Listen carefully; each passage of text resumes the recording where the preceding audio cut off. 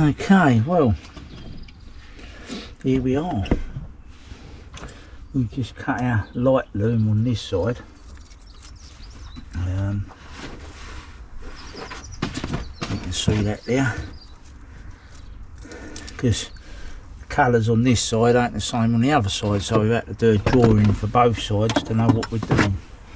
But fortunately I've come on this side is where the fog light is, so all the cables are coming from this is our cable from our hookup for the motorhome. I can work on it, you see now. So I've had to do two drawings. On this side our ground return is the black cable, so that'll go to the white cable. I know it all sounds a bit strange, but that's how it works. So we'll get on with it. And you'll see in a minute.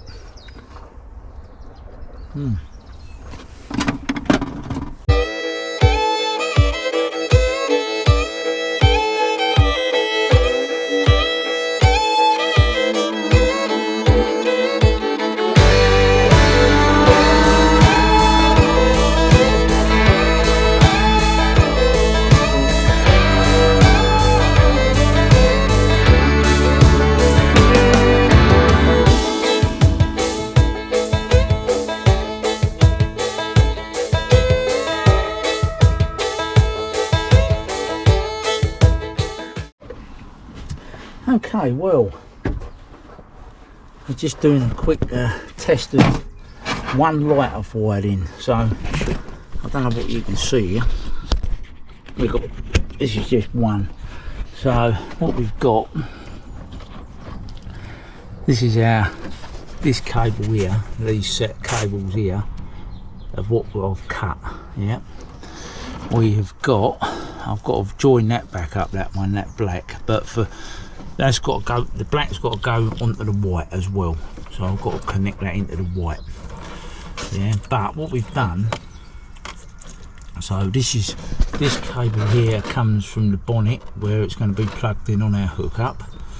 Yeah, so that goes to there, that's our negative, goes to the light, and our positive, you're going to say what's going on there, that looks a bit crazy. But what we've done, we've got the first diode, that diode there, so that comes out the wiring loom of the car, yeah, goes into the diode, yeah, goes into the diode, feeds voltage to the rear light. The other diode there comes from the hookup and passes current to the rear light. So this diode stops current going back to the hookup to the motorhome, and this diode stops current and voltage going to the car wiring loom. So which way, there's going to be no back feeding in any direction. So you have to put two diodes in, you see, to do that, because obviously when you unlock the full KA, if you've got it on hookup, the tail lights want to come on, so you'll be getting a back feed on the cable to the motorhome, which wouldn't be a good idea. So there you are, that's how you get around that one. So it's just added another little bit of complication into it, but there we are, that's how we're getting around that, and I will show that it works. Got the camera all the way around, it helps. Yeah, so what I was saying, there you can see that.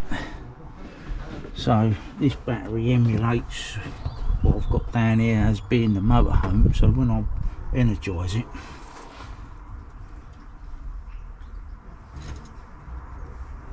the light comes on. Yeah, that's the tail light. There you are, that's how we do that one. I've got no number plate light at the moment, but anyway, we'll have to look into that one. So yeah, there we are, so that's that. So let's carry on, there's a lot to do. Right, well, here we are again. I don't know what you can see of all this, but it's like a right rat's nest now, doesn't it? But basically what we've got, this cable here, I don't know if you can see it, this black cable Yeah, this cable, that's the one that goes to the hookup under the bonnet here. This one, it comes down here. So you've got a diode in the direction of current and voltage incorporated in that cable, yeah, on every circuit, so it can't backfeed the motorhome. And then this cable here, see this one, yeah, can't see the bloody sun's right behind me. So yeah, this cable here, this is the feed for the rear lights from the car, and they've got a diode, yeah, so current don't go back the other way. I'll have to show you on a drawing. So basically, voltage can't travel back to the motorhome, and voltage from the motorhome can't travel into the vehicle, into the KA. It's been a bit of a mission actually. A lot of diodes have been used, as you can see, all these black things here were all heat shrunk. Same on the other side, the other side's a bit easier to see. So these are all diodes this side as well, you see. So it's all dioded out, so there's no back feed of current, which is what you want. So it's been a bit of a challenging one actually, because it's been quite cold out here. And yesterday, while I was out here yesterday, I think my drawing I've done for the offside light, I'd got me wiring wrong, and I was getting colder and colder and colder sitting out here. And then the old brain starts acting up, doesn't it, when you start getting cold. And I had to knock it on the head. But I've come back out today and I've sorted it out. But you can appreciate when you look at all that,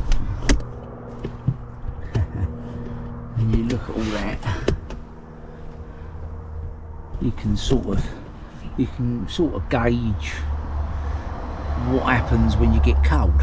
On a nice warm day, it ain't so bad, but yeah, it's been cold. It's even cold today. So anyway, we've managed it, we've got it there, so that's the main thing, and everything works. All I've got to do now is put the, is it a 7 pin? Yeah, 7, is it 7 or 8 pin? I don't know. Put the bleeding hook up, 7 pin I think. Is it 1, 2, 3, 4, 5? Yeah, 7 pin. Or is it 9 pin? Whatever. 7 pin. The 7 pin trailer socket under the bonnet, and work it out how long we need a fly lead from the bonnet to the going down the A-frame to the motorhome. So that's the next bit, but we've done the hard bit there by putting all the diodes in, so there's no back feed of voltage or current in the wrong places to bugger anything up. So yeah, it's been a bit of an interesting one, that, in the cold weather out here. I know the sun's out, but it's been rather chilly, especially sitting in the back of here on this bloody metal I'm sitting on at the minute. But anyway, we'll get on, and that's another bit of the video. We're nearly there. We are nearly there. We ain't got much more to do now to hook it up and tow it away. Got to change the number plate still, but yeah, there we are. Anyway, thought I'd fill you in on that one. See you soon. Thanks for watching. There we go. That's with it all buttoned up now. Looks a bit neater, doesn't it? Aye. Looks a bit neater. And this side. A bit of pain in the arse if one of the diodes decides to pop, but we'll have to worry about that if it happens, won't we? So there we are. They shouldn't do, because they're rated at a high ampage, so they should all be good. So anyway, you have to do what you have to do. So there we are. That's that for the minute. Right, we just took this up temporary.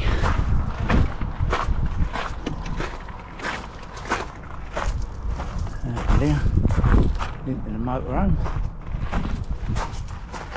Yeah.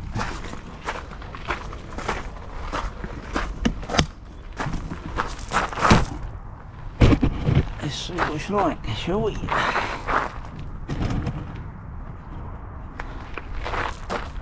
Right. What here?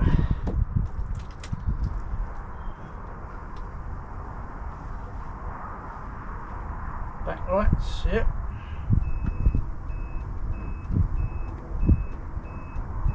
Indicator. Indicator.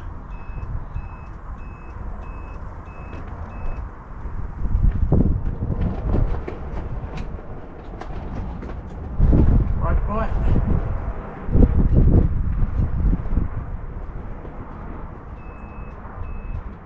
Hazard lights.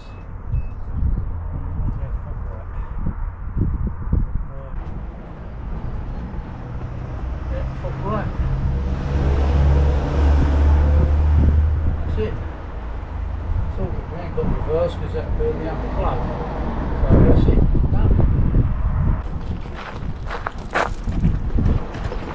Well, that was successful in the end. We got there.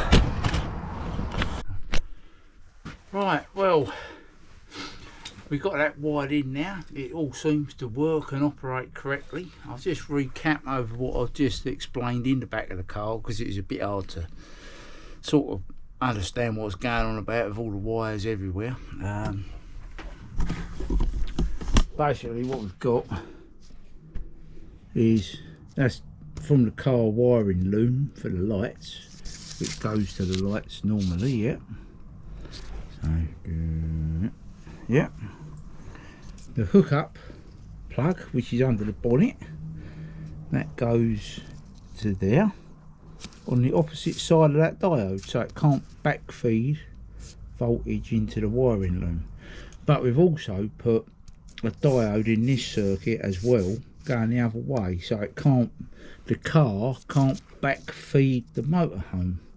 So let me get a pencil. So basically what we've done, we've got a diode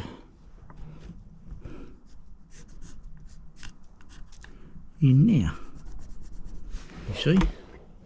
So now that's the direction of feed is that way, yeah. So it can only feed current and voltage that way. Like that one up there, that can only feed current and voltage that way, but it can't go that way, and from there it can't go that way. So you've just blocked it. So that's how we do that. Right.